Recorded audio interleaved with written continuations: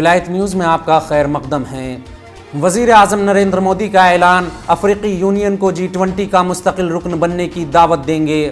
اس سال G20 کے میزبان کے طور پر ہندوستان کا کردار ترقی پذیر ممالک کے خدشات کو اجاگر کرنے پر توجہ مرکوز کرے گا۔ وزیر اعظم نریندر مودی نے کہا کہ ہم افریقی یونین کو اس گروپ کا مستقل رکن بننے کی دعوت بھی دیں گے۔ اتوار کے روز نئی دہلی میں بزنس 20 سربراہ اجلاس سے خطاب کرتے ہوئے مودی نے کہا کہ ہمارے پاس شمولیت کا وژن ہے اور اس وژن کے ساتھ ہم نے افریقی یونین کو G20 گروپ کے مستقل رکن کے طور پر کام کرنے کی دعوت دی ہے۔ B20 ایک صنعتی گروہ ہے جو G20 گروپ کے دولت مند اور ترقی پذیر ممالک کے سربراہ اجلاس کا حصہ ہے۔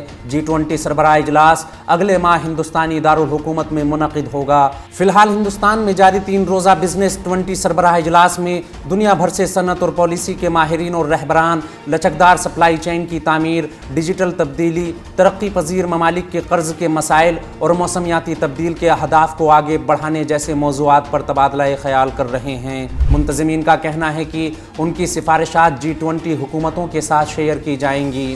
غور طلب ہے کہ اس سے پہلے بھی وزیر اعظم نریندر مودی نے اس گروپ میں افریقی یونین کو شامل کرنے کے لیے G20 ممالک کے رہنماؤں کو خط لکھا تھا۔ وزیر اعظم مودی نے G20 ممالک کے سربراہوں کو خط لکھتے ہوئے ہندوستان میں ہونے والے سربراہ اجلاس میں افریقی یونین کو مکمل رکنیت دینے کی تجویز پیش کی ہے۔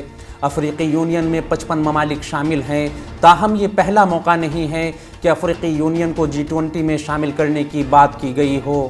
وزیر اعظم نریندر مودی سے پہلے امریکہ، چین، فرانس اور جاپان جیسے ممالک بھی افریقی یونین کو G20 میں شامل کرنے کی وکالت کر چکے ہیں۔